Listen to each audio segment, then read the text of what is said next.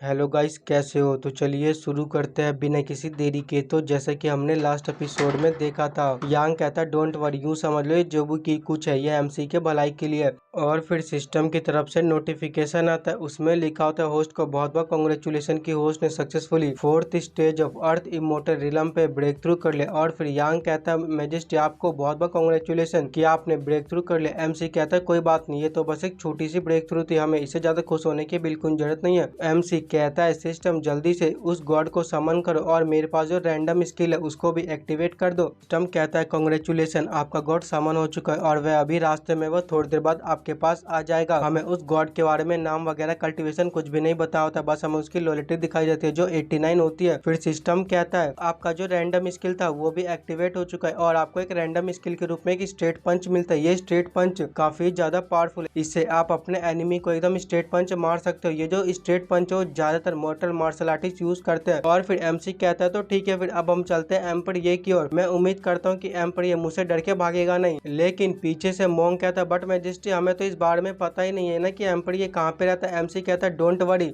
हम किसी डीमन वगैरह से पूछ लेंगे कि एम्पर ये कहाँ पे रहता है। और फिर हमें थोड़ी देर बाद दिखाया जाता है जहाँ पे किसी डीमन को बहुत ही बुरी तरह से मारा होता है, उसके शकल को देख के साफ साफ लग रहा था। वो कहता है आखिर तुम लोग ये क्या कर रहे हो, तुम्हारी हिम्मत कैसे है मुझे इतनी बुरी तरह से मारने की। एमसी उससे कहता है मैं बस तुमसे आखिरी बार पूछता हूँ, मुझे ये बताओ एम्पर ये कहाँ पे, और वो डीमन उसको बता देता है। एमसी कहता है वेल ये कितनी अच्छी बात है कि इसने हमें उसके बारे में बता दिया। तो ठीक है, फिर हम चलते हैं सबसे पहले इन्फिनाइट ट्रीजर की और ये सब बातें वो सामने उंगली दिखा के कहता है। लेकिन मॉन्क कहता है बट मैजेस्टी इन्फिनाइट रीजन तो हमारे पीछे है ना। और फिर उन तीनों को किसी के आने का फील होता है, उन तीनों का ध्यान पीछे की ओर जाता है। एमसी अपने मन में सोच रहा है आखिर ये कौन है जो इतना ज्यादा पावरफुल पर्सन है। ऐसा लगता है कि यहाँ पे कोई बहुत ही ज्यादा पावरफुल पर्सन आ रहा है, कहीं ऐसा तो नहीं कि मेरा गॉड आने वाला हो। और फिर हमें उसको दिखाया जाता है ये और कोई नहीं बल्कि एमसी का गॉड होता है। एमसी का गॉड बड़ी तेजी से एमसी की ओर आ रहा होता है। फिर हमें उस गॉड के स्टेट्स दिखाया जाता है जिसके बारे में हमें पता चलता है कि वो 9 हेडेड बग है जो जर्नी टू द वेस्ट से बिलोंग करता है। Race 9 headed bird, cultivation, peak of the great destruction, immortal martial art technique, divine ability, loyalty वगैरह सब आप देखना चाहो तो देख सकते हो। एमसी कहता है मैंने तो सोचा ही नहीं था कि मेरा नेक्स्ट गॉड 9 हेडेड बग होने वाला था, ये तो सच में कितनी अच्छी बात है। यांग कहता है ये मॉन्स्टर तो सच में peak of the great destruction immortal realm पे जा चुका है, अब मैं भी देखना चाहता हूँ कि इसकी पावर कितनी है। और ये बोलते संग यांग भी उससे फाइट करने के लिए निकल जाता है। एमसी अपने मन में सोचता है peak of great destruction immortal realm, ये तो सच में काफी ज्यादा पावरफुल है। अब मैं समझ चुका हूँ कि सन वुकोंग, जू और यांग इन तीनों ने हाथ क्यों मिला था इस बंदे को हराने के लिए, ये सच में बहुत ही ज्यादा पावरफुल है। यांग उस क्यूर अटैक करता है और 9 हेडेड बग अपने मन में सोचता है कल अचानक से मेरे मन में ये ख्याल आया कि मेरे को एम्पर किन से मिले हुए काफी ज्यादा दिन हो गए, इसीलिए आज मैं यहाँ पे एम्पर किन से मिलने आ गया। और मेरी कल्टीवेशन के हिसाब से अगर मैं चाहूँ तो मैं बड़ी आसानी से उनको प्रोटेक्ट कर लूंगा जिससे कि वह मुझसे काफी ज्यादा खुश हो जाएंगे। लेकिन मैंने तो कभी सोचा ही नहीं था कि उनके पास इतना ज्यादा पावरफुल सबॉर्डिनेट होगा। और फिर यांग 9 हेडेड बर्ड के ऊपर एक पावरफुल अटैक कर देता है जिससे कि वहाँ पे एक बहुत ही ज्यादा पावरफुल प्रेशर निकलता है। उस चीज को देख के रोजी कहता सच में इनकी जो बैटल है वो काफी ज्यादा इंटेंस है। रोजी को देख के यांग अचानक से जाग जाता है। यांग को ऐसे जागता हुआ देख के एमसी कहता है अब तुम्हें क्या हुआ, और अपने मन में बोलता आखिर इस बंदे की प्रॉब्लम क्या है, ये जब चाहे तब जाग जाता है और जब चाहे तब सो जाता है, आखिर ये बंदा कब जागता है, मेरे को इस बारे में तो बिल्कुल भी पता नहीं चलता। जीसेंग कहता है ये उतना भी सिंपल नहीं है जितना ये दिख रहा है। एमसी कहता है क्या हुआ, क्या तुम उस 9 हेडेड बर्ड की बात कर रहे हो? जीसेंग कहता है नहीं, मैं उसकी बिल्कुल भी बात नहीं कर रहा हूँ बल्कि मैं इस लड़की के बारे में बात कर रहा हूँ। एमसी कहता है क्या तुम रोलाई की बात कर रहे हो? जीसेंग कहता है हाँ मैं रोलाई की बात कर रहा हूँ। फिर एमसी कहता है क्यों, आखिर इस रोलाई के अंदर क्या प्रॉब्लम है? और जीसेंग कहता है तुम फ्यूचर में जरूर इस बारे में जान जाओगे। ये बात सुन के एमसी को कुछ गंदे गंदे ख्याल आने लगते। वो कहते क्या फ्यूचर में,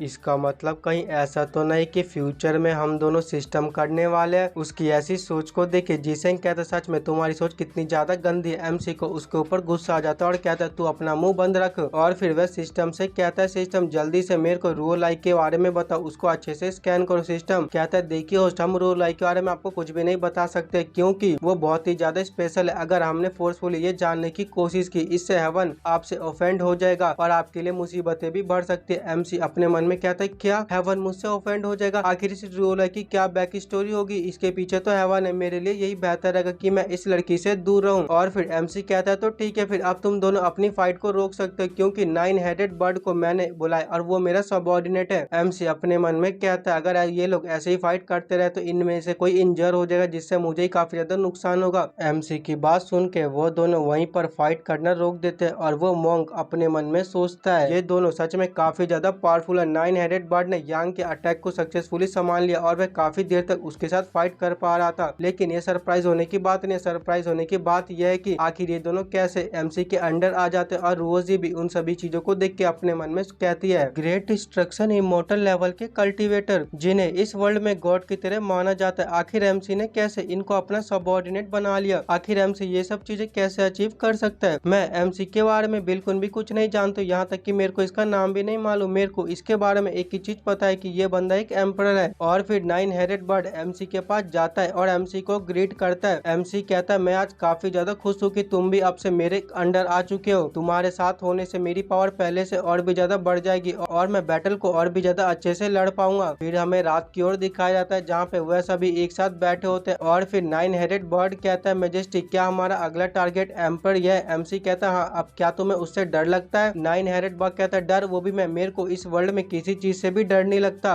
मेजेस्टी मैं आपको एक ही चीज कहना चाहूंगा, सबसे पहले उस एम्पर ये के ऊपर जो अटैक करेगा वो मैं ही होने वाला हूँ। उसकी ऐसी बातें सुन के वो पिक कहता है तुम्हें अभी जितना बोलना है बोल लो, लेकिन एक बात ध्यान रखना कि एम्पर ये बहुत ही ज्यादा पावरफुल है, तुम उसको बिल्कुल भी नहीं हरा पाओगे। तुम अभी इसलिए बोल रहे हो क्योंकि वो तुम्हारे सामने नहीं है, जब एक बार तुम्हारे सामने वो आ जाएगा तो देखना तुम्हारी फटके 4 हो जाएगी। और फिर हमारा एमसी कहता है तुम लोग जल्दी से खा लो, हमें जल्दी से साउथर्न रीजन भी रिटर्न करना है। और अपने मन में सोचता है एक बार मैं एम्पर ये से निपट लूं, उसके बाद मैं साउथर्न रीजन जाऊंगा एंड जावली के साथ जाके थोड़े मजे करूंगा, उसके साथ जाके मैं पीसफुली अपनी लाइफ बिताऊंगा। और फिर हमें दिन में दिखाया जाता है जहाँ पे 9 हेडेड बाघ ने एक बीस्ट को मार दिया होता है और वो कहता है मेजेस्टी